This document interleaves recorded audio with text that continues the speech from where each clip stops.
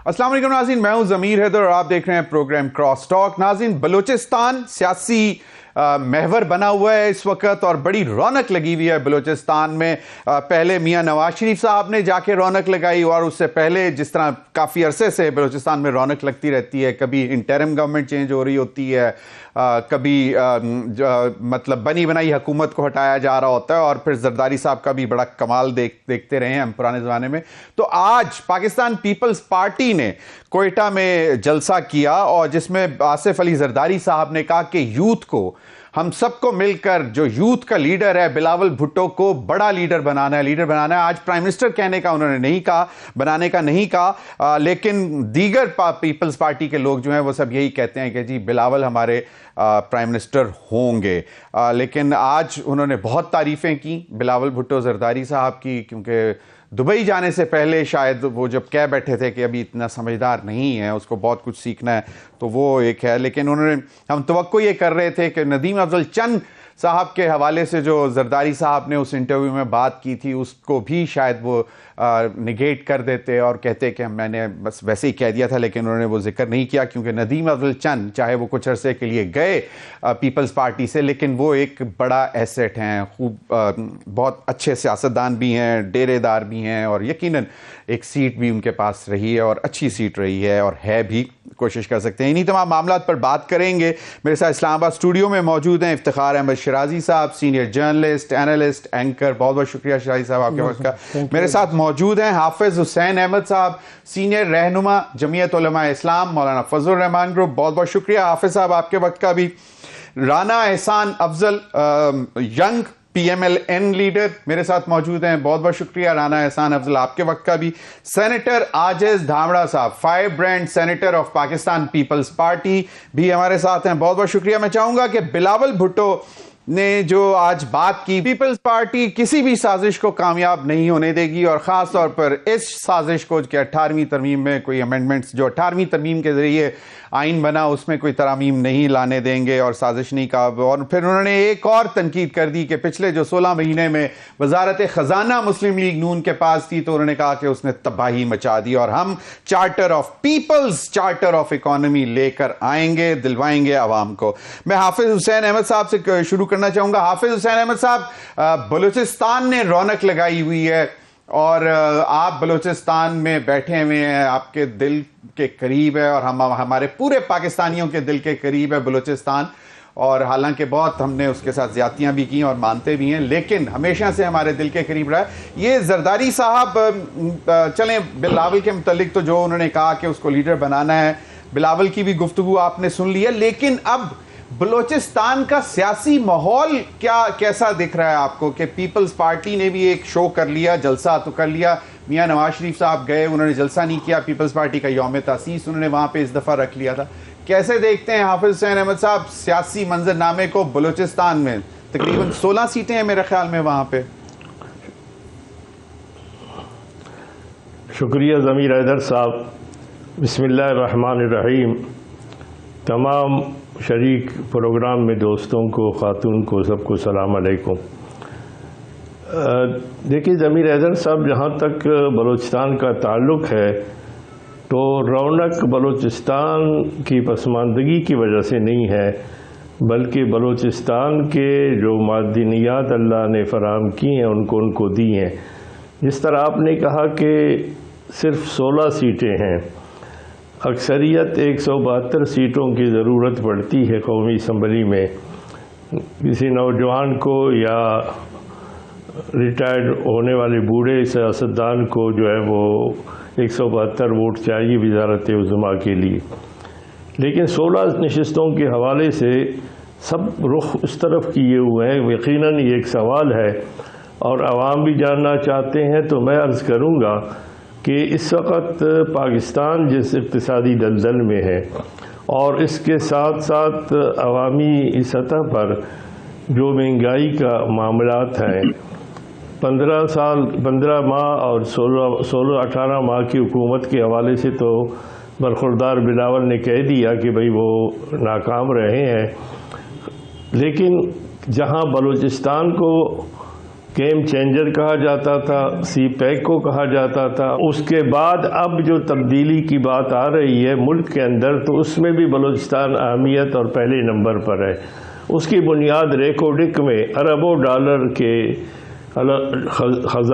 جو سونے کے ذخائر ہیں، سندک میں تانبا اور سونے کے ذخائر ہیں، ماربل کے ذخائر ہیں، کوئلے کے ذخائر ہیں، سی پیک ہے، افغانستان اور ایران کے ساتھ بارڈر ہے، اور اس کے ساتھ ساتھ پسنی، گوادر، جیونی کے بندرگاہیں ہیں.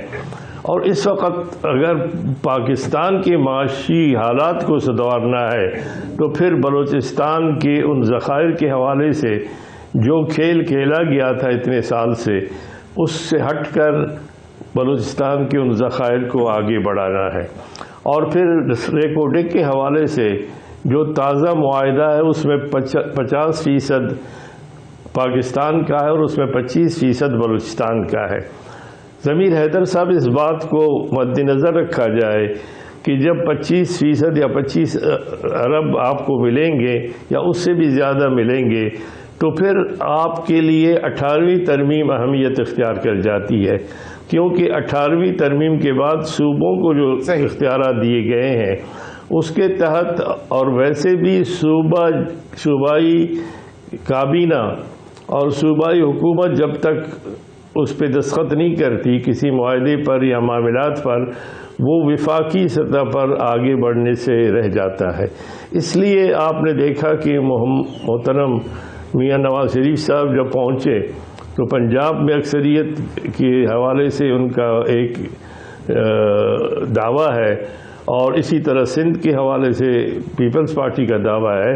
لیکن اب پے در پہ اگر بلوچستان کی طرف رجوع کی جاتی ہے تو اس کا مطلب یہ ہے کہ بلوچستان کے ان ذخائر کے حوالے سے کوششیں یہ کی جا رہی ہیں کہ صوبائی حکومت کے حوالے سے بھی ان کا حصہ ہو، یا صوبائی حکومت میں جو صوبائی سطح پر جو حکومت بنے گی اس کے ساتھ تعلقات بہتر ہوں یا اس کے ساتھ کوئی ایڈجسٹمنٹ ہو، تاکہ آنے والے مستقبل میں ان ذخائر سے فائدہ اٹھایا جا سکے. اب دیکھنا یہ ہے کہ فائدہ صاحب، اور اس وقت یہ دونوں جماعتیں یقیناً معدنی ذخائر تو ہیں ہی ہیں، لیکن اس وقت تو یہ دونوں جماعتیں سیاسی ہیرے نکالنے گئے ہوئے ہیں بلوچستان میں سے. لیکن کیا اچھا ہو، جس طرح آپ نے کہا کہ یہ 16 کی 16 نشستیں اگر جو بھی حکومت بنے اور اسی میں بیٹھے ہوں تو پھر پورا ایک توجہ بلوچستان کی طرف ہو. یقیناً یہ اچھی بات ہے. شرازی صاحب، پہلے تو ذرا کنکلوڈ کر دیں کہ یہ کیا منظرنامہ کیا بن رہا ہے بلوچستان میں. مطلب آج بلاول صاحب کو بھی ہم نے سنا، زرداری صاحب، اور سب سے امپورٹنٹ بات وہ میں جب حافظ حسین احمد صاحب سے پوچھنا بھول گیا، میں چاہوں گا کہ اگلی دفعہ جب میں ان کی طرف جاؤں.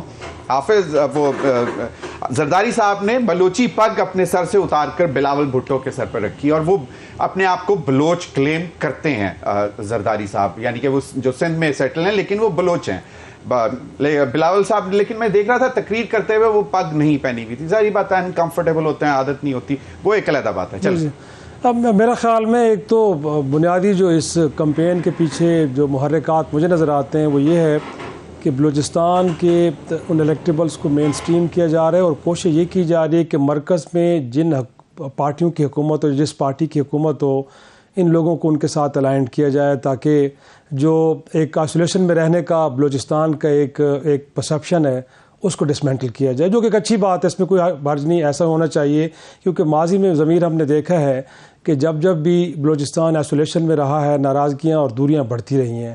تو اس حساب سے تو بڑی اچھی کوشش ہے. لیکن جو چیز یہاں پہ مسنگ ہے، اور میں نے پہلے بھی دیکھا کہ جب نواز شریف صاحب اپنے پچھلے 2-3 ادوار میں رہے ہیں، ان کی ہمیشہ یہ کوشش رہی ہے کہ وہاں پہ جو مرکز گریز قوتیں ہیں، یا جو کم از کم ہم کہہ سکتے ہیں کہ پاکستان سے یا اس ملک اسٹیبلشمنٹ سے ناراض ہیں، ان کو ہمیشہ انگیج کیا. وہ بگٹیز تھے، وہ مینگلز تھے، یا چکزئیز تھے. لیکن اس بار لگتا یہ ہے کہ وہ یا تو بھول گئے ہیں، یا پھر ان کو ایک طرح سے ہم کہہ سکتے ہیں کہ اسپیس نہیں دی گئی ایسی جس میں وہ پی کے ایم اے پی تو ان کے ساتھ ہے ہی ہے. ہاں، لیکن میرا خیال میں جس دن وہ گئے ہیں وہاں پہ اس پار شو کے اندر ہمیں وہ اتنے ویزیبل نظر آئے نہیں ہیں. نہ تو مینگلز نظر آئے، نہ محمود چکزئی صاحب نظر آئے، اور اس طرح کے نہ ہی بگٹیز نظر آئے. تو میرا خیال میں وہ جو پہلے ایک ایفرٹ کر رہے تھے، اس ایفرٹ میں اب یہ لوگ ہمیں کہیں مسنگ نظر آ رہے ہیں. رہ کے معاملہ یہ ہے کہ زرداری صاحب، لگتا یہ ہے کہ شروع میں ان کے ساتھ ایک کمٹمنٹ تھی کہ بلوچستان کی حکومت یا وہاں پہ کم از کم معاملات ان کے ہاتھ میں ہوں گے، لیکن پھر آپ نے دیکھا باپ پارٹی جس طرح بہت سے ان کے سیدھا لوگ جو ہیں کچھ گھنٹوں میں ہی بدل گئے. ایون کہ قدوس بزنجو صاحب نے تو خط لکھ دیا کہ جی تھینک یو ویری مچ، لیکن اب دوبارہ ان کو کہا گیا ہے. تو میرا خیال میں یہ جو پیپلز پارٹی میں گڈ کاپ بیڈ کاپ کی کہانی چل رہی تھی، اب لگتا ہے یہ کہ زرداری صاحب کہیں پریویل کر رہے ہیں. اور اس سے پہلے بھی ہم نے دیکھا ہے کہ کئی معاملات پہ بلاول بڑے ریئیکشنری تھے. کسی زمانے میں جب سینٹ کے الیکشن ہو رہے تھے، رضا ربانی صاحب کو شاید ٹکٹ نہیں دیا جا رہا تھا، اوور ریئیکٹ کیا انہوں نے. اعتزاز کے معاملے پہ یا دیگر اس طرح کے لوگ کہ جو تھوڑا سا ڈسینڈ کر رہے تھے پارٹی سے اور ان کو ڈس لائک کر رہے تھے، تو اس پہ مصطفیٰ نواز کھوکر. تو میرا خیال میں اب لگتا یہ ہے کہ پھر وہ معاملہ فہمی کی طرف چلے گئے ہیں. بلاول صاحب باپ کے پیچھے کھڑے ہو گئے ہیں، اور جو بھی اب ایک نئی فارمیشن بن رہی ہے جس کی اطلاعات بطور جرنلسٹ شاید آپ کے پاس بھی تھوڑی بہت ہوں کہ ایک نیشنل گورنمنٹ کی یا کم از کم unity government, national unity government, جس کے اندر ہمیں لگتا ہے کہ پی ڈی ایم کی سرکار کے ریپلیکا میں دیکھنے کو ملے گا 2022 9 اپریل 2022 سے 9 اگست 2023 کا ریپلیکا ہمیں دیکھنے کو ملے گا انتخابات کے بعد. تو اس میں میرا خیال میں لگتا ہے کہ پیپلز پارٹی کو بھی اس کیک میں کوئی حصہ ملنے جا رہا ہے. صدر بن کے بیٹھے ہوں گے، نواز شریف وزیر اعظم ہوں گے، Punjab P M L N کے پاس، پیپلز پارٹی کے پاس. تو اس نئی فارمیشن کی ابتدا بلوچستان سے ہوئی، لہٰذا ہمیں بلوچستان کے اندر اکٹھ دیکھنے کو مل رہا ہے. میرے خیال میں اس چیپٹر کو پہلے کلوز کیا جا رہا ہے، اس کے بعد آگے بڑھیں گے. میں چاہوں گا عاجز دھامڑا صاحب، ایک تو یہ کہ شاید ایک تاثر یہ بھی آ رہا تھا کہ آج وزیر اعظم بلاول بھٹو کی آواز نہیں سنائی دی، بڑے لیڈر بنانے کی آواز سنائی دی بلوچستان میں بلاول صاحب کو. شاید یہ ایک اور ٹائم انٹرنشپ کا دینا چاہتے ہیں تاکہ پختہ ہو جائیں بلاول بھٹو، زرداری صاحب، اور شاید جو دیگر جماعتوں کے بڑے لیڈرز بھی آنا چاہتے ہیں ان کا بھی یہ خیال ہے کہ جی ابھی بلاول بھٹو کو آپ ایز اے وزیر اعظم پیش نہ کریں. ایک تو اس تاثر کے اوپر بھی کچھ بتا دیں، اور دوسرا یہ کہ کتنی کامیابی دیکھ رہے ہیں. کہا یہ جاتا تھا کہ ملائی پی ایم ایل این لے گئی ہے، یعنی کہ جو ہیرے تھے سیاسی ہیرے بلوچستان کے، ان میں سے زیادہ تر پی ایم ایل این لے گئی ہے. رانا احسان افضل صاحب بھی اس پر بتائیں گے ہمیں. عاجز دھامڑا، بلاول صاحب کے لیے کوئی پارٹی کے اندر یا پارٹی کے باہر سے کوئی یہ آواز آ رہی ہے کہ ان کو فی الحال پرائم منسٹر نہ بنایا جائے، تو ایسی بات نہیں ہے. ظاہری الیکشن ہونے ہیں اور بلاول صاحب لیڈ کر رہے ہیں پارٹی کو، الیکشن کیمپین بھرپور طریقے سے چل رہے ہیں.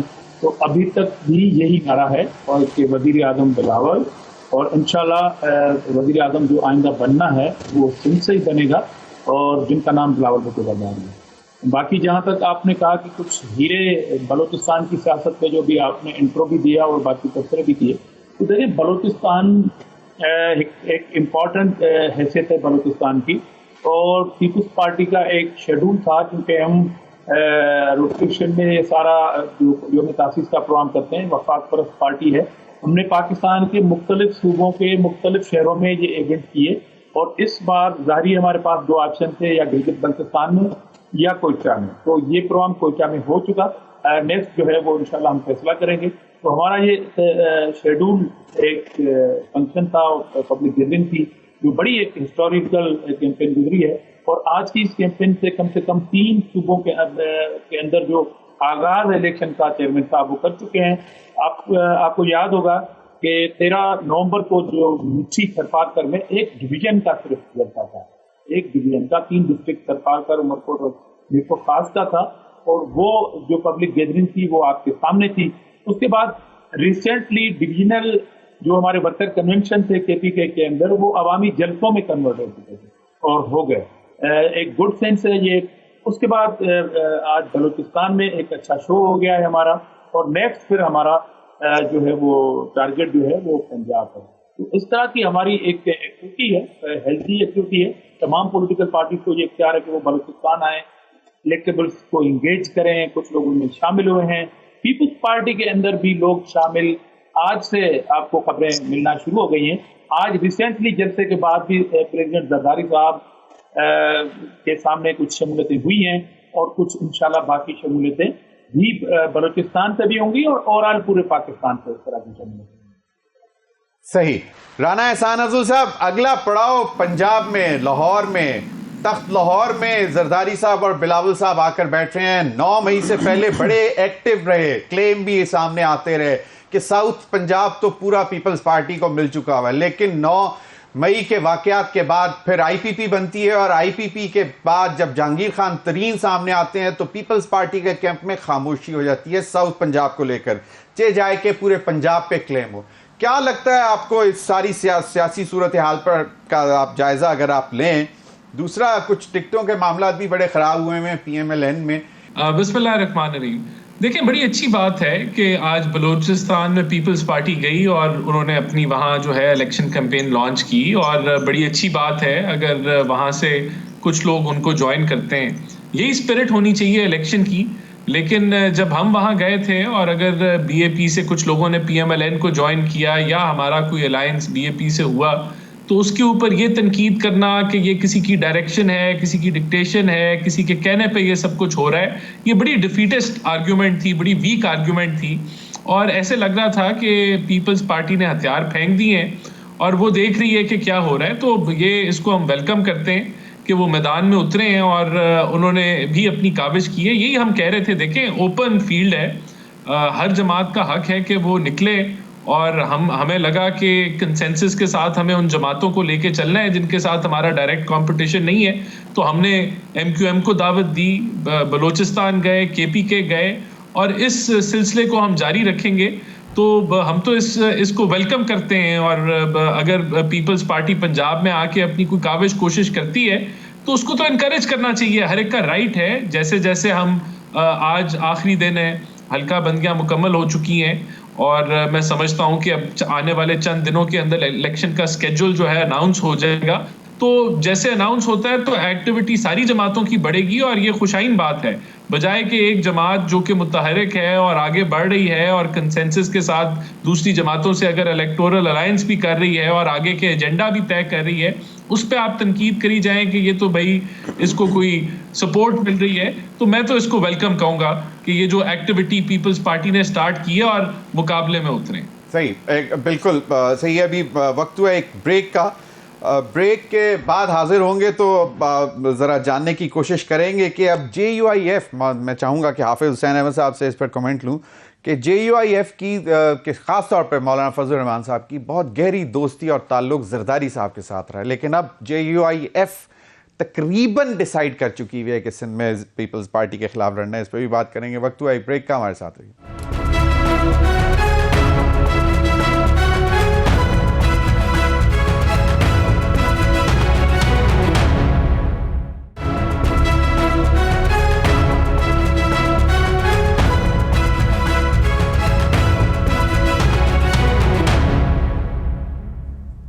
ویلکم بیک ناظرین.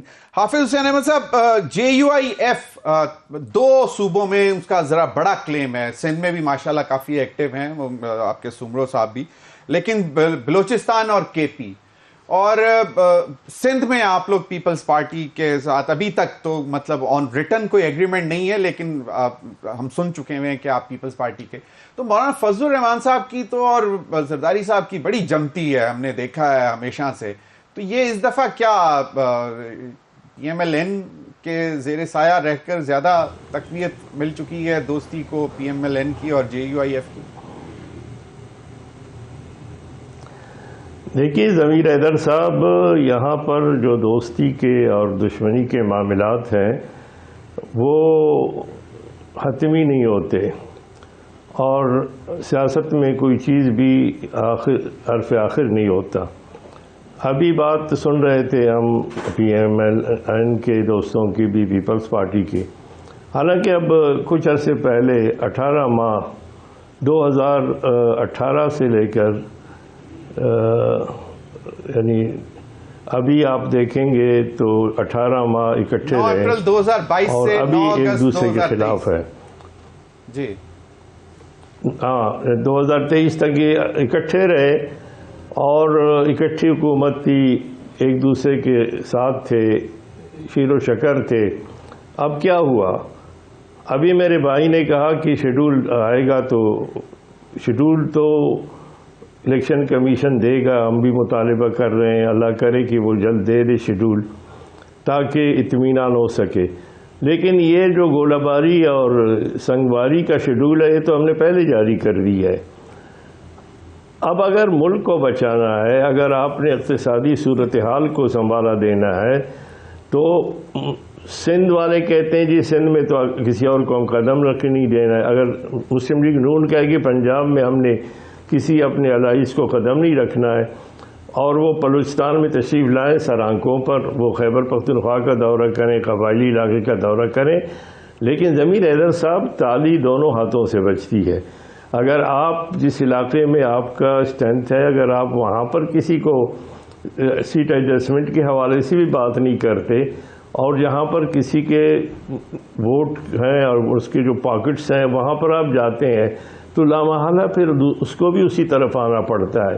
اس لیے میں سمجھتا ہوں کہ اگر آپ نے مستقبل میں بیٹھ کر اس ملک کے اقتصادیات کو اور اس دلدل سے ملک کو نکالنا ہے، تو میں آپ کو لکھ کر دیتا ہوں ایک سیاسی ورکر کی حیثیت سے کہ آپ کو پھر 172 ایک جماعت پوری نہیں کر سکتی، پھر آپ بیٹھیں گے، پھر جو 18 ماہ جس طرح آپ تھے پھر بیٹھیں گے۔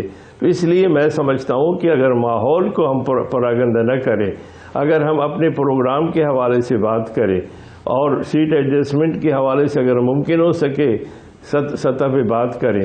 جمعیت علماء اسلام نے ہر موقع پر، یعنی جمعیت علماء اسلام نے تو اس 18 کے بعد اب تک، اور پھر جس طریقے سے پی ڈی ایم بنی، پی ڈی ایم کی تشکیل خود پیپلز پارٹی نے کی اور اس کی صدارت مولانا فضل الرحمان صاحب کو سونپی، اور انہوں نے بڑے اچھے انداز میں اس کو چلایا، اور اس کے بعد اکٹھے بیٹھ کر حکومت بنی۔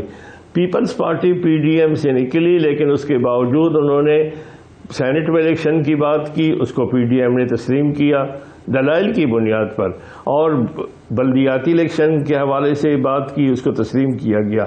پہلے ہمارا سب کا موقف یہ تھا، پیپلز مسلم لیگ کا اور جمعیت علماء اسلام کا، یعنی پی ڈی ایم میں بقیہ جو جماعتیں تھیں ان کا موقف یہ تھا کہ تحریک عدم اعتماد نہیں لائیں گے، لیکن زرداری صاحب نے ان کو قائل کیا۔ اب پی ڈی ایم میں نہ رہتے ہوئے بھی انہوں نے حکومت بنا دی۔ تو میں سمجھتا ہوں کہ اب بھی ہمیں عقل کے ناخن لینے چاہیے۔ باقی جہاں تک بلوچستان کے دیگر مسائل کا تعلق ہے، تو یقیناً وہ فریق نہ مسلم لیگ نون ہے، نہ پیپلز پارٹی ہے، نہ سیاستدان ہے۔ اس لیے اصل فریق اگر چاہے گی تو بلوچستان کے وہ دوسرے مسائل جو محرومیاں ہیں، نہ صرف ان کا خاتمہ ہوگا، بلکہ لوگ اپنے آپ کو اس قومی اور جمہوری دھارے میں شامل کرنے کے لیے بھی تیار ہو سکتے ہیں۔ صحیح، حافظ حسین صاحب بالکل صحیح فرمایا، لیکن ہمارا اطلاعات یہ ہیں کہ پی ایم ایل این اور پیپلز پارٹی دونوں کے ساتھ ایک یہ بھی جے یو آئی ایف کرے گا کہ کہیں نہ کہیں یا کے پی میں یا بلوچستان میں کوئی لائنز شیئر، یعنی کہ جس کو کہتے ہیں کوئی بڑا حصہ، کوئی مطلب وزارت اعلیٰ یا مطلب اس قسم کی کوئی چیز ہے، اس پر بھی بات ہو رہی ہے۔ افتخار شیرازی صاحب، ایک تو یہ کہ 2-3 چیزیں اس وقت ہو رہی ہیں کہ میں بہت دیر سے، بلکہ ابھی پی ڈی ایم کی حکومت تھی 9 اگست سے بہت پہلے سے کہہ رہا تھا کہ ایک ٹائم ایسا آئے گا کہ پیپلز پارٹی بڑی کنوینئنٹلی یہ کہہ دے گی، جس طرح آج بلاول نے بھی کہہ دیا کہ بھئی وزارت خزانہ تو ہمارے پاس تھی۔ عوام کتنی آسانی سے مان جائے گی کہ جی یہ جو مہنگائی کا بوجھ ہے اس وقت، یہ جو یقیناً اقتصادی حالات بہتر ہو رہے ہیں لیکن مہنگائی ابھی اسی طرح کھڑی ہے، تو کتنی آسان ہوگا پیپلز پارٹی کو یہ بوجھ اپنے کندھے سے اتارنا؟ میرا خیال ہے نہ ان کے لیے اتنا آسان ہے اور نہ پاکستان مسلم لیگ نون کے لیے اتنا آسان ہے کہ آپ اس کا برڈن یا تو سابق حکومت تحریک انصاف پہ شفٹ کریں، یا آپ کہیں کہ اکنامک کنڈیشنز ایسی تھی کہ اس کے علاوہ کوئی فیصلے نہیں کیے جا سکتے تھے، کیونکہ جب آپ اس حکومت کو ڈسلاج کرنے کے لیے آئے تھے تو آپ کا نیریٹو یہی تھا کہ اس حکومت نے پاکستان کو معیشت کی تباہی کے دہانے پہ لا کھڑا کیا ہے، اور ہمارے پاس کیونکہ 2 ٹائمز حکومت کرنے کا ایکسپیرینس ہے، بڑی زبردست ٹیم ہمارے پاس موجود ہے، اور اس ملک کے جو معیشت کے معاملات وہ ہم ہی ٹھیک کر سکتے ہیں۔ پھر آپ نے 16 ماہ لیے، اس 16 ماہ کے اندر جو انڈیکیٹرز ہیں انفلیشن کے، وہ اس ملک کی 65 سال کی تاریخ کی بلند ترین سطح پہ جا کے پہنچے۔ تو اس کے بعد پھر لوگوں نے سوال کیا، اب تو اسحاق ڈار صاحب آ چکے ہیں، اب تو آپ 13 جماعتیں مل کے اس حکومت کو چلا رہی ہیں، آپ کو ڈفرینسز نہیں ہیں، اب آپ کو فیصلے لینے میں کوئی مشکل پیش نہیں آ رہی، لیکن اس کے باوجود بھی اتنی ایکسپیرینس ٹیم ہونے کے باوجود اس ملک کے معاملات کو آپ ٹھیک نہیں کر پا رہے۔ تو میرا خیال میں اب ظاہری سی بات ہے، جب الیکشن سے بھاگ رہے تھے تو ضمیر اس وقت بھی یہی بات کی جا رہی تھی، کیونکہ 16 ماہ کی پرفارمنس اتنی بری ہے کہ اب ووٹرز کے پاس جانا، جلسوں میں جانا ان کو اتنا محفوظ نہیں لگ رہا۔ تو میرا خیال میں یہی وجہ تھی. اب بھی جب جائیں گے, سلوگن ہے پیپلز پارٹی کے لیے کہ جی ہمارا لینا دینا نہیں تھا, ہمارے پاس اکنامک منسٹریز نہیں تھی. ہرگز ایسا نہیں. سلوگن تو ہے نا. میں کہتا ہوں کہ آخری دنوں میں جب سی سی آئی کا اجلاس بلا کے آپ نے الیکشن کو التوا میں ڈالنے کے لیے بھی اپنا کاندھا پیش کیا, آج آپ کہیں کہ شاید آپ اس میں آپ شریک نہیں تھے, تو بھئی آپ کے chief minister all the way from Karachi to Islamabad خصوصی پرواز لے کے آئے تو اس میں شریک ہوئے تھے, اسٹیمپ کیا تو اس کو, اس کے نتیجے میں کہ اس وقت کمٹمنٹس کچھ اور دی گئی تھی, نومبر کی 6 نومبر یا اس قسم کی کوئی تاریخ دی گئی تھی کہ جی کوئی مسئلہ نہیں ہے, ہمارے پاس کمپیوٹرائز سسٹم ہے, ہم یوں کر کے سب کچھ کر دیں گے. پھر اس کا اظہار بھی تو کریں, وہ کوئی ڈاکومنٹ بھی ہوگا, کچھ لوگوں نے بیٹھ کے بات کی ہوگی, تو بتائیں پھر لوگوں کو کہ آپ کے ہاتھ باندھ دیے گئے تھے یا آپ سے کچھ کمٹمنٹس کی تھی ان کو پورا نہیں کیا گیا تھا. تو میرا خیال میں ایسا ہرگز نہیں ہے. اب دیکھنا یہ ہے کہ آگے بڑھیں گے تو لوگ رسپونڈ کیسے کریں گے. کوئکلی میں آگے چلنا چاہتا ہوں, لاڈلا ہے کوئی ابھی؟ میرا خیال ہے جس انداز میں دیکھیں ضمیر نواز شریف صاحب جس طرح آئے, اور آنے سے پہلے یہ کہا گیا کہ ان کو حفاظتی ضمانت ملے گی, آنے سے پہلے کہا گیا کہ جب وہ جائیں گے تو ان کی اپیلیں بحال ہو جائیں گی, کہا گیا کہ ان کو بری کیا جائے گا. اب اس کے بعد 2 پریڈکشنز اور رہتی ہیں کہ ان کی جو ڈسکوالیفیکیشن ہے, سے بہت پہلے سے یہ کہا جا رہا تھا کہ جب زیرو رسک ہوگا تو وہ تب آئیں گے. پھر کہا گیا کہ ان کی ڈسکوالیفیکیشن کا معاملہ بھی حل ہو جائے گا. اس کے بعد ان کے بارے میں کہا جا رہا ہے کہ اگلے پرائم منسٹر بھی ہوں گے. تو 3 پریڈکشنز تو بالکل درست ثابت ہوئے, تو 2 باقی رہتی ہیں. تو میرا خیال میں 2 رہتی ہیں, ایک نااہلی کی تلوار ختم ہونا اور اس کے بعد ملک کے پرائم منسٹر بنیں گے. اور میرا خیال عاجز حامرہ صاحب, اور میرا خیال میں یہی سوال آپ کے پاس ہے کہ یقیناً ایک ٹائم تھا کہ جس طرح ہم نے دیکھا تھا کہ بلوچستان سے باپ کے بڑے senior politicians, and I am مطلب privy to information, direct information, کہ آپ لوگوں کو جوائن کرنے آ رہے تھے اور کوئی 48-72 گھنٹے کے اندر گیم پلٹ گئی. لاڈلا ہے کوئی ابھی بھی؟ دیکھیے زمین صاحب, پہلے تو میں احسن افضل صاحب کو ریسپانس کروں کہ انہوں نے کچھ کہا تھا کہ جب میاں صاحب بلوچستان آئے اور کچھ پارٹی نے ان سے احتیاط کیا تو ہمارے اوپر پیپلز پارٹی تنقید کر رہی ہے. ہم تنقید کے ساتھ ساتھ یہ پوچھنا چاہتے ہیں کہ 2021 سے جب سینٹ کی الیکشن میں یوسف گیلانی صاحب نے کچھ ووٹ درکار تھے باپ پارٹی کے, جب وہ ہم نے لیے تھے تو بی بی مریم کے بیانات ابھی نکال کے آپ بتا سکتے ہیں خود میاں صاحب کتنا غصہ ہو گئے تھے پیپلز پارٹی کے اوپر کہ آپ نے باپ کے ووٹ, باپ پارٹی کے ووٹ لیے کیوں. یہ غصہ ہم پہ تھا, اور وہ غصہ پھر کیسے نکلا کہ ایک شوکاس نوٹس نکلتا ہے اتحادی پارٹی کو, اور اس کے بعد معاملات خراب ہو گئے. اور ہم حافظ صاحب کے لیے بھی عرض ہے کہ ہم نے پی ٹی ایم چھوڑی نہیں, ہمیں پی ٹی ایم سے نکالا گیا تھا. یہ ریکارڈ کی درستی کے لیے بات ہے. صحیح. باقی جہاں تک آپ نے کہا کہ کچھ لوگ آ رہے تھے 72 گھنٹوں میں رک گئے, اور اب لاڈلا کون ہے, تو دیکھیں لاڈلا جو ہے وہ صورتحال سے اخذ کیا جائے, یہ سارے معاملات ایک انالائسس کی جائے کہ وطن عزیز یاد آتا ہے تب کہ جب اپنی پی ڈی ایم کی حکومت ہوتی ہے پھر بھی پاکستان آنے کے لیے تیار نہیں ہوتا کوئی. جب اس طرح کا ماحول بن جاتا ہے, کہا یہ جا رہا ہے, ہم بھی سنتے ہیں میڈیا کے اندر کہ جی جب گرین سگنل ملا اس کے بعد ہم پاکستان آئے. بہرحال آپ پاکستان آئے, ہم نے ویلکم کہا, اور یہ خود ہمارا بھی مطالبہ تھا کہ ہر کسی کو پاکستان آنا چاہیے, تمام پولیٹیکل لیڈرشپ کو پاکستان کی الیکشن میں حصہ لینا چاہیے. جہاں تک مہنگائی کے حوالے سے بات, تو دیکھیں مہنگائی کے حوالے سے بات یہ ہے کہ جو آپ کے معاہدے گورنمنٹ انیشیٹو لیتی ہے پرائمری اسٹیج سے, ان کو ان کے اثرات ظاہری آپ کے سالوں تک چلتے ہیں. اور اگر پی ڈی ایم یا پیپلز پارٹی یہ گورنمنٹ میں نہیں آتے تو آج پیٹرول جو ہے وہ 500 روپے سے کم نہیں ملتا, اور ڈالر. عاجز حامرہ صاحب, لیکن پھر بلاول صاحب ابھی تنقید کیوں کر رہے ہیں کہ بھئی یہ دیکھیں فائنانس منسٹر ان کے تھے اور فائنانس ان کے پاس تھی, لیکن یہ حالات, تو پھر اونرشپ لیں کہ ہم نے مل کر کوشش کی ملک کو ٹھیک کرنے کی, جس کی وجہ سے مہنگائی. دیکھیں زمین بھائی, اس میں ایک کلیئر کٹ بات یہ ہے کہ ہم اتحادی ہیں اور ہم پی ڈی ایم کا حصہ نہیں تھے, ہم حکومتی اتحادی ضرور تھے.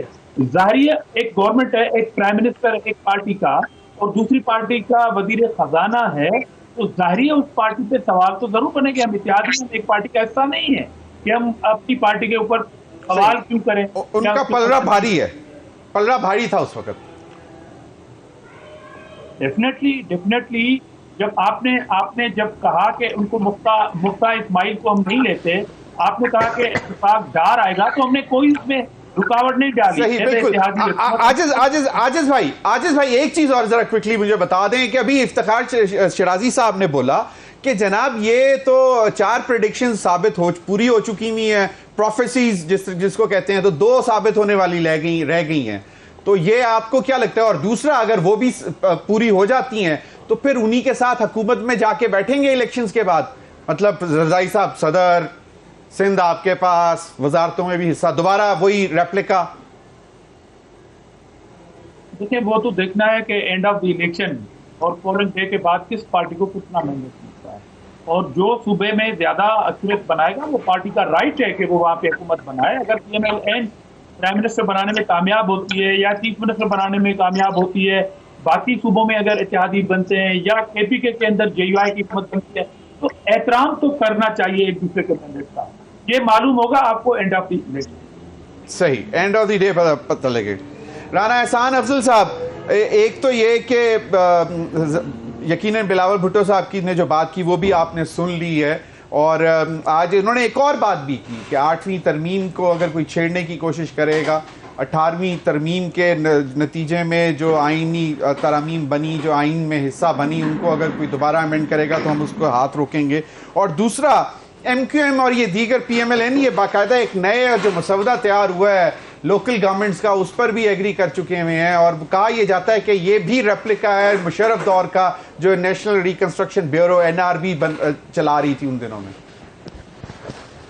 سمپل سی بات ہے, 18ویں ترمیم کی روح یہ ہے کہ ڈیولوشن آف پاورز ہو اور ڈیولوشن آف فائنینشیل اٹانومی ملے صوبوں کو, اور اسی کے تحت آپ جو ہے وہ صوبوں کا ان کا ڈیو شیئر جو ہے وہ دیتے ہیں وفاق سے 57.5%. تو اگر ہم لوکل باڈیز کے 2 چیزوں کے اوپر بات ہوتی ہے کہ ان کو آپ ایک کانسٹیٹیوشنل کور دیں کہ لوکل باڈیز جو ہیں ایک تو ان کی کنٹینیوٹی انشور ہو اور ان کی فائنینشیل اٹانومی بھی انشور ہو. تو ہم اگر بات کر رہے ہیں, ہم صوبوں کے حصے کی کمی کی بات تو نہیں کر رہے, ہم تو ڈیولوشن آف پاور جو صوبوں تک آئی اس کو گراس روٹ لیول کی بات کر رہے ہیں, اور وہی جو شیئر جو ہے جو بنتا ہے صوبوں کا اس میں سے ڈیولوشن جو ہے وہ فائنینشیل اٹانومی لوکل باڈیز کے اوپر بات کر رہے ہیں. تو ہم تو 18ویں ترمیم 2.0 کی بات کر رہے ہیں کہ 18ویں ترمیم کی روح کے عین مطابق devolution of power grass root level تک پہنچے. تو ہم تو کوئی ایسی بات نہیں کر رہے کہ صوبوں کی خود مختاری کم ہو, صرف سمپلی 2.0 نہیں, یعنی کہ ایک میں نے ویسے مثال دے دی, لیکن بات یہ ہے کہ ہم تو گراس روٹ لیول کو امپاور کرنے کی اگر بات کر رہے ہیں تو اس میں تو خوشی کا اظہار ہونا چاہیے. ایک تو یہ بات میں نے کہا میں کلیئر کر دوں, تو 18ویں ترمیم کی روح کو برقرار رکھتے ہوئے اس کو آگے لے کے چل رہے ہیں, اور وہ بھی تبھی ہوگا نا اگر پارلیمنٹ میں آپ کے پاس 2/3 میجورٹی ہوگی, پارلیمنٹری پروسیس سے آپ گزریں گے. میں چاہوں گا رانا احسان افضل صاحب, بالکل جی صحیح. رانا احسان افضل صاحب, ایک نیو انٹرنٹ ہے, مطلب لیڈر آف دی اپوزیشن بھی رہے آپ کے راجہ ریاض صاحب, آپ ماشاءاللہ دونوں راجپوت برادری ہیں, اور جب ٹکٹ کس کو ملے گا یہ بھی ذرا بتا دیں کیونکہ اس میں بھی پھڈا پڑا ہوا ہے. اور دوسرا ادھر طلال چودھری اور وہ نواب شیر وزیر صاحب یا وزیر شیر صاحب, ان کے درمیان بھی. تو یہ پی ایم ایل این کا تو مطلب ٹکٹ ان ہاٹ ڈیمانڈ ہے, ہاٹ کیک بنا ہوا ہے. میں آ رہا ہوں عاجز بھائی, آپ سے بھی کمنٹ لوں گا, میں پہلے حافظ صاحب کی طرف جاؤں گا. پنجاب کے اندر تو ملٹیپل کینڈیڈیٹس ہیں ہر حلقے سے. آج جو کہہ لیں کہ ڈویژنل لیول پہ جو ٹکٹس کی کمیٹیز تھیں اس کے انٹرویوز تھے, فیصل آباد کا آج نمبر تھا, ہم سارے ابھی انٹرویو سے آ رہے ہیں تھوڑی دیر پہلے. تو بالکل میں ایم این اے کا کینڈیڈیٹ ہوں اور طلال صاحب بھی ایم این اے کے کینڈیڈیٹ ہیں. آپ کا رانا احسان افضل صاحب انٹرویو آپ کا کس نے لیا؟ رانا احسان افضل صاحب انٹرویو کس نے لیا بتائیں پلیز. ڈویژنل کوآرڈینیٹرز تھے, ڈویژن کی ایک ٹیم ہے, وہ جعفر اقبال صاحب تھے جو ایکس ڈپٹی سپیکر ہیں, اور ان کے ساتھ ایک 4-5 لوگوں کی. سوال کیا تھے؟ مریم نواز تھیں اس میں؟ نہیں, وہ پارلیمانی بورڈ سیکنڈ راؤنڈ میں آئے گا. جو مریم نواز تھیں اس میں؟ نہیں, وہ پارلیمانی بورڈ میں ہیں. تو یہ پہلا انٹرویو میں کیا پوچھا گیا؟ آپ کا پارٹی کے ساتھ افیلیشن, پارٹی کے لیے کردار, پارٹی کے لیے ایفرٹس, تو اسی کے اوپر انٹرویو ہوا. تو میں سمجھتا ہوں کہ ہم نے رانا احسان افضل صاحب ماشاءاللہ آپ کے والد محترم مرحوم, ان کے بعد آپ نے جس طرح پی ایم ایل این کا دفاع کیا ہے, ابھی بھی وہ پوچھ رہے ہیں افیلیشن. وہ تو راجہ ریاض فیل ہوں گے. راجہ ریاض تو پھر فیل ہو جانا چاہیے تھا اسی وقت فوراً. ان کو تو جمع 8 دن ہوئے. دیکھیں یہ فیصلہ پارٹی کا ہے اور انشاءاللہ ہم پر امید ہیں اپنی جنگ آخر وقت تک لڑیں گے اور انشاءاللہ بہتر فیصلہ ہوگا. لیکن دیکھیں بات یہ کہ ہم اپنی جماعت کے ساتھ کھڑیں اور اچھے برے وقت میں کھڑیں اور ہوا کے رخ کے ساتھ کھڑے ہیں. بالکل چلیں, بالکل صحیح. میں چاہوں گا عاجز دھامڑا صاحب, صحیح عاجز دھامڑا صاحب, آپ لوگوں کی پارٹی میں بھی اس قسم کا کوئی چل رہا ہے کہ بھئی ٹکٹ منو دیو, ایک جگہ پہ دو کینڈیڈیٹس بڑے بگ وگز؟ دیکھیں ضمیر بھائی, میں جواب دیتا ہوں اس بات کا. یہ ایک پیورلی انٹرا پارٹی ایک ایکسرسائز ہوتی ہے, تمام پولیٹیکل پارٹیز کے اندر یہ ہوتا ہے. ڈیفینیٹلی ہمارے پاس بھی پریشر ہے کہ ہمیں ٹکٹ دیا جائے, ہر کسی کی خواہش ہوتی ہے. آپ نے بڑی امپورٹنٹ یہاں پر بات چھیڑی ہے, وہ ہے 18th. اب یہاں پر جو رانا صاحب 18th امینڈمنٹ کے بارے میں بات کی ہے, وہ کہ 18th امینڈمنٹ کو مزید مضبوط کرنے کی بات ہے. تو کوئی دوسری رائے نہیں ہو سکتی کہ ہم سب پولیٹیکل زیادہ سے زیادہ 18th کو ہم یہ کہہ رہے ہیں کہ 18th امینڈمنٹ میں جو کمٹمنٹ وہ وزارتیں جو وفاق میں نہیں ہونی چاہیے تھی اب تک ہیں, ان کا بجٹ وفاق میں ہو رہا ہے. دوسری امپورٹنٹ ہے کیا آج یہ MLN آپ کے پروگرام میں یہ کمٹمنٹ کرے گی کہ الیکشن کے بعد 18th امینڈمنٹ کے اگینسٹ کوئی بھی قانون سازی نہیں ہوگی؟ یہ بڑا امپورٹنٹ کوسچن ہے. Very right. ویسے آج احسان احسن اقبال صاحب نے بھی گفتگو کی تھی اور انہوں نے کہا تھا کہ حکومت بنتے ہی فوری آئینی ترمیم لائیں گے. اب دیکھتے ہی ہیں کہ اس میں ان جو 8ویں ترمیم کے تحت چکیں آئی تھیں ان کو چینج کریں گے. صحیح کمٹمنٹ. اب رانا احسان عبدل صاحب کو ٹکٹ ملے گی, وہ لڑیں گے الیکشن, تو پھر وہ کمٹمنٹ دیں گے نا. حافظ حسین احمد صاحب, دیکھیے آپ تو شیر اور تیر اور شیر کی بات کر رہے ہیں.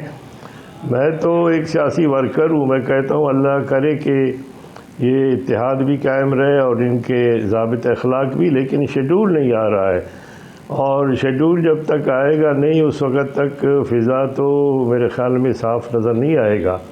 اور ہو سکتا ہے اللہ نہ کرے میں کئی بار کہہ رہا ہوں کہ کوئی ستم گھر کہہ کہ جی فروری کے بجائے اللہ نہ کرے نہ بولیے گا.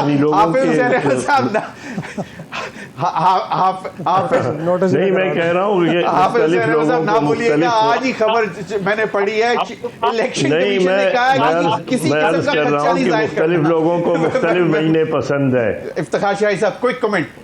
بس میرا خیال میں اس وقت جو پولیٹیکل فارمیشن کے دوران باتیں کی جا رہی کی ضرورت نہیں ہے. پیپلز پارٹی کو 18ویں ترمیم میں کوئی مزید ترمیم نہیں ہونے جا رہی. اللہ کرے شیڈیول آ جائے. بار کہہ رہے ہیں اللہ کرے شیڈیول آ جائے, اللہ کرے آ ہی جائے ورنہ ہم گئے. صحیح. کسی زمانے میں جنوبی محاذ بنا تھا اور عمران خان نے کہا تھا کہ سرائیکی صوبہ بنائیں گے, جو نہیں بنا. اور MQM جن سے اب وعدے کیے جا رہے ہیں نا, بڑے وہ بھی کہتے ہیں میر کیا سعد ہیں بیمار ہوئے جس کے سبب اسی عطار کے لونے سے دوا مانگے, نہ ان کے مسنگ پرسن واپس آئے نہ ان کو کچھ اور ملا. اب وہ کراچی کے لیے فنڈز مانگ رہے جو کہ نہیں ملنے والے. لیکن بہرحال اللہ کرے جی عوام کو نیا چورن بیچنا تو بیچا جا رہا ہے. ہماری رونق لگی رہے گی. بہت بہت شکریہ آپ تمام حضرات کا. ناظرین وقت ایک بریک کا, بریک کے بعد حاضر ہوں گے تو ہمارے ساتھ ہوں گے ڈاکٹر عابد قیوم سلیری صاحب اور تھوڑی معاشی صورتحال پر نظر ڈالیں گے. اسٹے ود اس.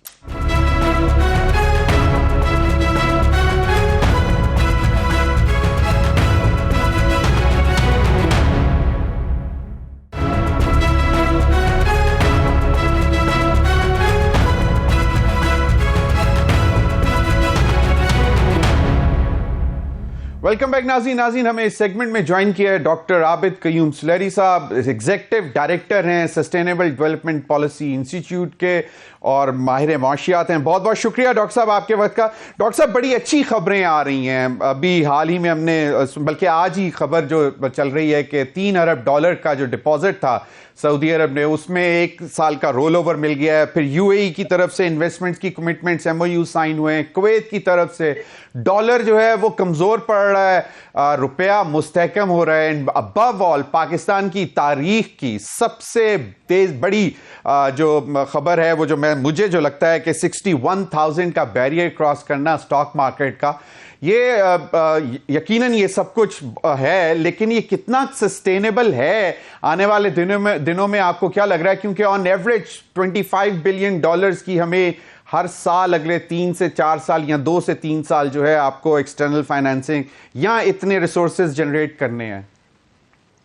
جی ضمیر شکریہ. سب سے پہلے تو ہمیں اپریشیٹ کرنا چاہیے کہ پچھلے چند ماہ میں جو میکرو اکنامک اسٹیبلٹی ہے اس کی طرف پاکستان بڑھتا ہوا نظر آ رہا ہے. اگر آپ جولائی 2023 میں دیکھیں جبکہ پاکستان ڈیفالٹ کے دہانے پہ تھا، یا اس کے بعد سپٹمبر میں دیکھیں جبکہ ڈالر جو ہے وہ 350 روپے پہ بھی اوپن مارکیٹ میں نہیں مل رہا تھا، تو وہاں سے جو پاکستان نے ایک دم سے اپنی بہتری کا سفر شروع کیا. اس میں کیئر ٹیکر گورنمنٹ اور سٹیک ہولڈرز جو ہے SIFC ان کو پورا کریڈٹ دینا چاہیے. اور یہ میرے خیال میں ایک آپ کے لیے لانچنگ پیڈ جو ہے وہ آنے والی حکومت کے لیے بن سکتا ہے اگر کچھ چیزیں جو ہیں وہ بہتری کی طرف چلی جائیں. پہلے تو یہ جو اسٹاک ایکسچینج میں آپ نے پازیٹیو ایک سینٹیمنٹس دیکھے، یہ یا جو ہمارے دوست ممالک کی طرف سے رول اوور کا آنا، انویسٹمنٹ کے جو وعدے وعید ہونا، تو اس میں مجھے لگتا ہے کہ ایک بڑا امپورٹنٹ فیکٹر جو ہے وہ الیکشن کی ڈیٹ اناؤنس ہونے کا بھی ہے کہ اب ایمبیگوٹی جو ہے وہ ختم ہوئی. ECP نے پچھلے دنوں بھی آپ نے دیکھا کہ بڑی سختی سے تردید کی الیکشن میں کسی قسم کے التوا کی، اور یہ ایک جو ابہام تھا کہ الیکشن ہوگا کب ہوگا نہیں ہوگا وہ ختم ہوا. تو کم از کم آپ کو آگے کی سمت جو ہے وہ تھوڑی سی نظر آ رہی ہے کہ اب ایک الیکٹڈ گورنمنٹ جو ہے وہ ایک ٹرانزیشن جو ہے وہ ہو رہا ہوگا. جو MOUs ہے وہ ماضی میں بھی ہوتے رہے اور اسی طرح سے ملٹی بلین ڈالر کے ہوتے رہے. اس دفعہ جو فرق نظر آ رہا ہے وہ ہے SIFC کے کردار کا، جو کہ اسپیسیفکلی بورڈ آف انویسٹمنٹ میں اس لیے وہ بنائی گئی کہ جو انویسٹمنٹ اسپیشلی گلف کنٹریز کے سے، چائنا سے، ٹرکی سے جو آنی ہے، اس کے لیے ایک ون ونڈو آپریشن جو ہے وہ ہو اور اس کے لیے ایک فالو اپ ہو. اب آپ نے پوچھا کہ یہ کتنی سسٹینیبل ہے، تو یہ سسٹینیبلٹی 2-3 فیکٹرز پہ ڈیپینڈ کر رہی ہے.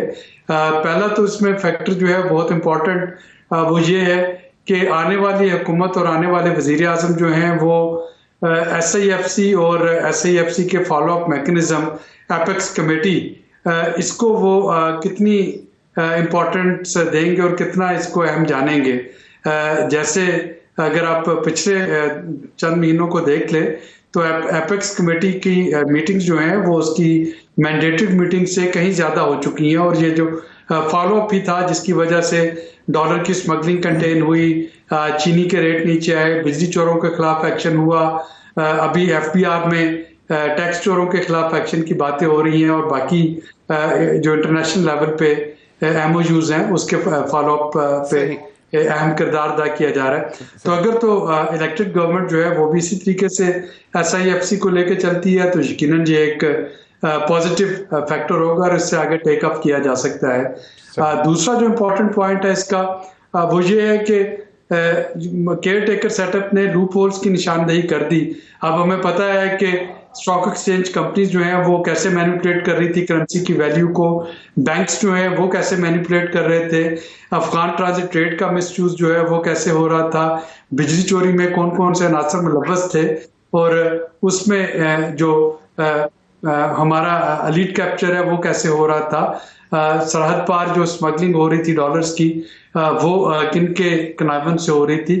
تو اب آنے والی حکومت کو یہ گورننس والے جو ایشوز ہیں ان کو ایڈریس کرنا ہوگا. ڈاکٹر صاحب ایک بڑی عجیب سی بات ہے، لیکن جو مایوسی پھیلانے والے لوگ ہوتے ہیں نا وہ ایک بائی نیچر ہی کچھ ایسے ہوتے ہیں کہ ان کو ہر چیز میں اچھائی میں بھی کوئی نہ کوئی وہ برائی ڈھونڈ لیتے ہیں. ایک عام سا تاثر یہ دکھایا جا رہا ہے کہ جی جو سٹاک مارکیٹ ہے دس از آل آرٹیفیشل، اٹس اے ببل. مطلب جہاں تک مجھے یاد پڑتا ہے جب سٹاک مارکیٹ نیچے آتی تھی تو تب بھی ریئل فیکٹرز پہ ڈیپینڈ، مطلب ریئل فیکٹرز کو ہی ڈپیکٹ کر رہی ہوتی تھی، اور آج بھی ریئل فیکٹرز کو ہی ڈپیکٹ کر رہی ہوگی. تو یہ جو تاثر ہے یہ کیوں لوگ بنانے کی کوشش کرتے ہیں کہ جی اٹس آل آرٹیفیشل، لوگوں کو فورسفلی انویسٹمنٹس کرائی جا رہی ہیں، اور یہ جو ایک تاثر ہے اس کو آپ کیسے دیکھتے ہیں؟ ضمیر آپ کو یا مجھے کو فورسفلی ہم سے انویسٹمنٹ کروا سکتا ہے؟ یعنی یہ تو خیر بالکل ہی لاجیکل بات نہیں کہ فورسفلی انویسٹمنٹ جو ہے کروائی جا رہی ہے. اسٹاک مارکیٹ جو ہے وہ آپ کے دیکھیں بزنس جو ہے، بزنس ایکٹیویٹی سینٹیمنٹس جو ہے وہ اس کو ریفلیکٹ کر رہی ہوتی ہے. تو ظاہر ہے کہ اب اگر پچھلے چند ماہ سے آپ دیکھیں ڈالر جو ہے وہ روزانہ کبھی 40 روپے اوپر جا رہا تھا، کبھی 40 روپے نیچے گر رہا تھا. جو آپ کے باقی اسمگلرز اور ہولڈرز تھے وہ منہ زور ہوئے بیٹھے تھے. تو الیکشن کے بارے میں کوئی پتہ نہیں چل رہا تھا ہوگا نہیں ہوگا، ہوگا تو کس تاریخ کو ہوگا. تو اگر یہ چیزیں جو ہیں ہمیں اپریشیٹ کرنا چاہیے کہ یہ پازیٹیو فیکٹر جو آئے اس نے ایک پازیٹیو سینٹیمنٹس جنریٹ کیے. اب ہمیں یہ بھی نظر آ رہا ہے کہ ہوپ فلی جو آپ کا انٹرسٹ ریٹ ہے وہ بھی ایک پیک کر چکا ہے اور شاید اس میں بھی اب نیچے کی طرف آنا شروع ہو.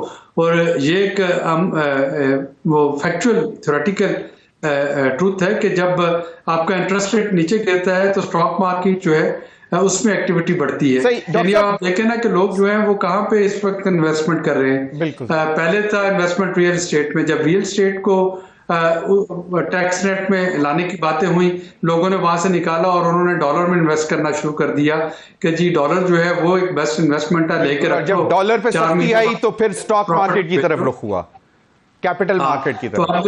اب وہ بھی نہیں ہے تو ظاہر ہے کہ اس میں اب اسٹاک ایکسچینج مارکیٹ ہی رہ گئی. صحیح، بالکل. ڈاکٹر صاحب کیپٹل مارکیٹ کو کہا جاتا ہے کہ it's a window for the مطلب for the economy of the country, اور لوگ جو باہر بیٹھے ہوتے ہیں اگر انہوں نے جاننا ہو کہ پاکستان کی اکانومی کیسی چل رہی ہے تو وہ سب سے پہلے اسٹاک مارکیٹ کو دیکھتے ہیں. And that is a very good signal کہ وہ 61,000 کا بیریئر جو کہ پاکستان کی تاریخ میں پہلی دفعہ ہو رہا ہے. ناؤ دا پوائنٹ از کہ ایک سیکٹر میں ہم ابھی بہت مار کھا رہے ہیں اور اس میں ایک فیکٹر جو ہے وہ ایک یہ بھی ہے کہ پہلے تو یہ تھا کہ جو ایکسپورٹ جو آتے تھے پیسے ڈالرز جو آتے تھے ایکسپورٹ کے وہ کچھ واپس لے جانے کی اجازت ہوتی تھی یا باہر رکھنے کی یا کچھ ایسے فیکٹرز. لیکن ٹریڈ یعنی کہ ایکسپورٹس ہماری ابھی تک اس طرح نہیں بڑھ رہی جو کہ ایک بہت امپورٹنٹ فیکٹر ہے پاکستان کی اکانومی کا. تو how do you look at that کہ آنے والے دنوں میں کیا ہم ایکسپیکٹ کریں vis a vis export industry, export oriented industry جہاں پہ گیس مہنگی، بجلی مہنگی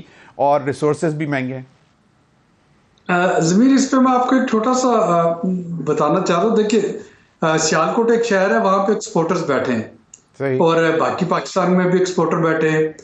اب سیالکوٹ والوں نے کیا کیا، انہوں نے اپنے ایئرپورٹ اپنا پرائیویٹ بنا کے سول ایویشن کے حوالے کر دیا. انہوں نے اپنی سڑکیں جو ہے وہ پکی کروانی شروع کر دی. یعنی آپ کو کبھی سیالکوٹ کے جو ایکسپورٹر ہیں کبھی ان کی طرف سے اخباروں میں اشتہارات نظر آئے ہیں جس میں کہ وہ ریکویسٹ کر رہے ہوں کہ جی ان کو کنسیشن دی جائیں، ان کو ریبیٹ دیے جا رہے ہوں یا ان کو کوئی اور پرابلم ہو. تو میں صرف اشارہ اس بات کی طرف کرنا چاہ رہا ہوں کہ کچھ سیکٹرز ایسے ہیں جن کو کہ ہم نے بڑے وہ فیوریٹ سیکٹر بنا کے ایکسپورٹ میں اور ان کو پالتے پوستے رہے، اور اس کے بعد کچھ ایسے سیکٹر بھی ہیں جو کہ اوپنلی سے ٹیکسٹائل، مجھے اچھی طرح یاد ہے پچھلے مطلب 31 سال سے جتنے بھی بجٹ میں نے کور کیے اس میں ہر بجٹ سے پہلے آدھے پیج کے اپیلوں کے صفحے ہوتے تھے ٹیکسٹائل ایپٹما کی طرف سے کہ جی ہمیں یہ دے دیں گے تو ہم یہ کر دیں گے، بٹ اٹ نیور ریئلائزڈ. جی تو میں یہی تو میں کہنا چاہ رہا ہوں نا کہ آپ ایک لیول پلینگ فیلڈ دیں، کمپیٹیٹیونیس.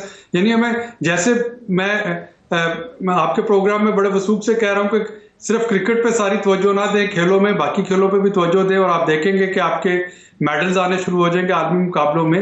اسی طرح سے صرف ٹیکسٹائل پہ توجہ نہ دیں، باقی سیکٹرز پہ بھی توجہ دیں تو آپ دیکھیں کہ ایکسپورٹ میں ابھی بھی پوٹینشیل ہے. اسپیشلی آپ کی جو ایگرو بیسڈ جو ایکسپورٹ ہے اس میں بہت پوٹینشیل ہے. ویلیو ایڈیشن کریں اس کو آپ ایکسپورٹ ضرور کر سکتے ہیں. لیکن اگر ہم صرف چند سیکٹرز تک محدود ہو کے رہ جائیں گے اور ان سیکٹرز میں بھی صرف چند مارکیٹس تک محدود ہو کے رہ جائیں گے، امریکہ، ایو، بالکل you have to explore new markets.